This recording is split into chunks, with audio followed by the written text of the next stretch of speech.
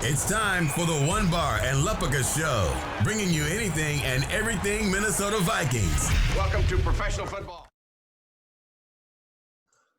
All right, welcome back to the One Bar and Lupagus Show. I'm One Bar with Lupagus.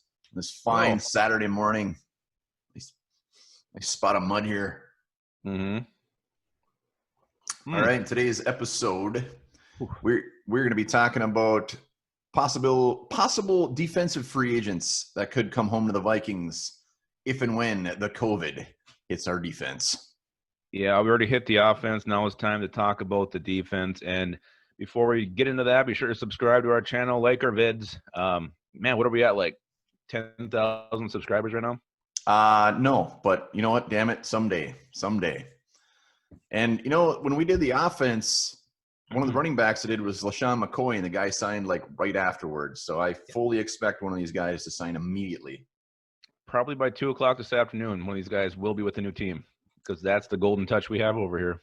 Yeah, and I go into it with the mindset that these are free agents that could step right in and play. We don't give a shit about somebody on the depth, putting them on the depth. If we need somebody to come in, they need to be playing right away. Yeah, I agree. I mean, we're not looking for somebody to grow, someone to nurture down the road. This is someone who needs to come in. If one of these guys, young guys, isn't panning out, we need this guy to produce right away. So you said it, you nailed it. And let's start. Why don't you give me who you got for D tackle? Let's start right in the middle of the defensive line. D tackle. I'm going big on this one. 6'3", 350, big old Snacks Harrison. We need that big boy. Pierce already opted out. People are saying Snacks Harrison, he ain't as good as he used to. Well, he's not, but guess what? He still would be our number one D tackle. He's already getting sniffed. I just read the Packers just offered him a contract yesterday, and the Seahawks are sniffing around him. So this is one guy that will not be out there long. Well, yeah, they say he had a down year last year. I also had Snacks Harrison, number one, because his name is Snacks. And number two, he played with the Lions last year. The Lions defense was shit from top to bottom. It's hard to produce when you're playing on such a shitty team. So I'm not really going to put that on Snacks so much. I still think he's got plenty of football left in him. And, yeah, if he was on the Vikings, man, it'd be hard not to go and get one of those Snacks jerseys. Yeah, and this guy, 6'3", 350, he's not going to light up the stat chart. That's not his purpose. He is there to take up space, take up blockers, let Danielle Hunter go whoop some ass. And I think if we were to sign a guy like Snacks Harrison, which is probably a little bit of a pipe dream just because he's going to be a hot commodity, I don't think it'd be that much different than Michael Pierce. Well, they're neck and neck. I won't go that far, but I think Pierce is a little more – I don't know. I don't think Snacks moves as well as Pierce, but – yeah, you said it. Take up space, free up our linebackers, not let them those blockers get to the second level. That's what Snacks would do, and it would be huge for the middle of our defense. I'm going to go ahead and take defensive end, and this one is the easiest decision ever. It's Emerson Griffin. How this guy hasn't signed yet with the team still boggles my mind. Coming off, a 7 or 8 sack season last year. He showed plenty of zip and plenty of pep last year. Definitely bounced back. Made everybody forget his 2018 season. The one bad thing about Griffin is if you do bring him in and, you're going to get about 6 false offside penalties. But, the rumors of him going to the Packers, that just makes me sick. You hate to see, great Vikings, and Griffin is a great Viking, one of the all-time greats, end up in Green Bay would be horrible. It would be the worst thing ever. He's not going to do it. He loves us too much. He'd never do that to us. And if he does, oof. But yeah, I got Emerson Griffin too. Easy. You'd plug him in. You'd be out there that second starting. There'd be no issues there, and he's still got plenty left in the tank. You said it all. Emerson Griffin, the fact that he hasn't signed yet, because he's had to have had some offers, sure, still gives me a little hope. Yeah, and if he did end up in Green Bay, not only would it suck just because he's a Packer, but him with the Smith brothers would be horrifying. Yeah, we'll be Rashawn Gary as well. They got a nice little core there. Scared of Rashawn Gary. Nice little core. Let's go back a little row. Let's go to the linebackers. Who do you got for linebacker?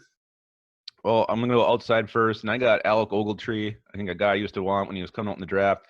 He's only 28 years old, 676 career tackles. I think he's got plenty of good football left in him. You put this guy in Mike Zimmer's system, I think he could absolutely flourish, especially as just, a plug-in replacement kind of guy if, Barr or Wilson got hurt or something. So Alec Ogletree is who I'm looking at. Yeah, this is gonna be no fun. I'm guessing we probably have the same people multiple times here. I got Ogletree too. It's crazy that this guy is still only 28 years old. It seems like he's been in the league for like 20 years. Yeah. But Ogletree, he can play pretty much any spot at linebacker. He's a tackling machine. The Giants cut him in March, which was pretty surprising. So he can still play. He's a guy that, like Emerson Griffin, if he was signed, he'd be out there day one. He knows how to play. How about that? Defense. He knows defense. All right, who you got for the inside backer?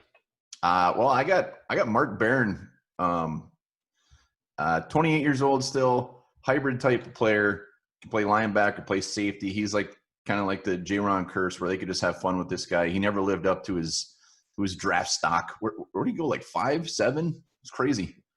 Was he that high? Yeah, I think he was. I think he was. The Bucs took him ridiculously early, but they drafted him as a safety. They moved him linebacker, but he's just a fun guy to watch, and I think Zimmer would have a blast with this guy. He was a hot name coming in the draft that year, but I got another hot name in the draft, and this is just filling a lifelong dream for me. It'd be, you know what? If Eric Kendricks goes down, your season's screwed anyway. You might as well just go and get Manti Te'o, put him in purple like he always should have been. This is just my fulfilling a dream pick. I always wanted Manti Te'o. He's never really mounted to much of anything in the NFL, but wouldn't it be damn fun to say Manti Te'o was a Viking for a brief time? Yeah, he just turned out to be not very good at all. I mean, he was pretty much like a special teamer out there. Average at best, if anything. Yeah, he was way down on that linebacker list, but sure, I wouldn't be upset about it. And Mark Barron was drafted seventh overall. Yeah, it's hard to believe that right now. All right, let's move on to corners. I'm gonna maybe say we might have the same guy here, but I don't think so. All right. Well, there was rumors this guy already was a Viking earlier in the spring. Dre Kirkpatrick. This makes so much sense. He's got the size the Vikings need in their cornerback group. He knows he's played for Mike Zimmer, knows the system, and he provides that veteran leadership in the cornerback group that we don't have right now. Hell, this might not even take COVID to bring this guy in. If the young corners are struggling early, this is one guy the Vikings could definitely be calling in a couple weeks.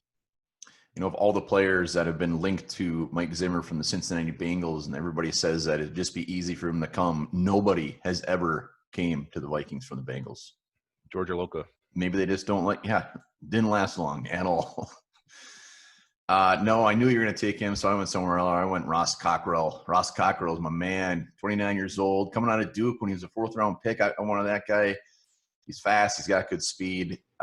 Can still play. I mean, he had career high 62 tackles last year, 7 interceptions, and if we were to sign him today, he'd probably be in the middle of that depth chart. So I like Mr. Cockrell. Cockrell. All right, what do you got for safety? Safety. I'm going with the big thumper, Eric Reed. Panthers let him go in March as well, and he's coming off 130 tackles last year, 2 forced fumbles, 4 sacks. The guy just lays a punch. Having him out there with a guy like Harris or Smith would be they'd make people poop their pants right on the field. Wow. I don't know. Mine won't shock you when you hear it, but I don't know if you'll be able to guess it. He never really has panned out. I think he just needs the right opportunity. That's Obi Melafanu. I love this guy coming out of college. Kind of a freak, big hitter, super athletic. Just as soon as he got in the NFL, he got injured. And then he kind of got pushed down depth charts. I don't think he's ever really been healthy. Again, if you're gonna lose Harris or Harrison Smith, you know what? You're probably screwed either way. So why not take a shot on this guy, see if you can develop him? Maybe he will show what he had in college. But Obi Melafanu, again, I still feel like there's so much potential there. Untapped. I don't think there's any potential there. I think you're an idiot. All right. Anyways, let's go to kicker. This is the only one I care about. I didn't look up his stats. I don't know anything. I don't know what last team he played for. Might have been the Giants. It's Mike Nugent. I'm going your Manti Te'o route. I just want him in purple before he retires, which I think he already did. Bring back Mike Nugent. Why did we have to take Marcus Johnson? We could have had Nuge. Nuge. I went with the guy who's been very good lately, and I know he's got himself in some trouble with the law, but you know what? Everybody deserves a second chance. I'm going Aldrich Rosas, formerly of the New York Giants. This guy was money in the bank last year. Pretty much did all the scoring for the Giants the last 2 years. Again, you know what? If Bailey gets hurt, You know, the Vikings could be in a lot of close games. They need a reliable field goal kicker. You can't take any chances here. You know what? He gets a second chance here, and I think he'd be a hell of an addition if he needed him. All right, back to Nugent. He did play last year for the Patriots. He was 5 for 8. 5 for 8. Not bad. Has he retired? No, and he's looking for a job. If Dan Bailey goes down, Nuge is our guy. I would be fine with Nuge. All right, punter. I'm going first again. Dustin Colquitt. Might as well just bring in the other Colquitt. He's old as shit, but you know what? He's a punter. Averaged 45 yards a punt last year. Britton could just say, hey, Dustin, I got the vid. Come on in. I had the exact same thing, the exact same reasoning. He's out there. Just swap Colquitts. Why not? You know, save a jersey. It's easy. Came from the same womb. They probably have the same leg, same dog. So yeah, I don't know if he's as good of a drinker as Britton is. Britton don't drink. Oh, well, he's crazy though. Yeah, and that's those are guys. That's the guys we would want the Vikings to bring in. They got some money to spend, a little bit of salary cap. So none of these guys are completely a pipe dream. Yeah, but maybe they get one of them. You never know. Never know. Sip here. Before I give you guys this delicious fact of the day, and be sure to always keep your skull in your hole. And one bar. If you could be any animal in the world, what would it be? Worm. Well, maybe you should be the tapir, because the tapir has the largest penis to body size ratio of any mammal.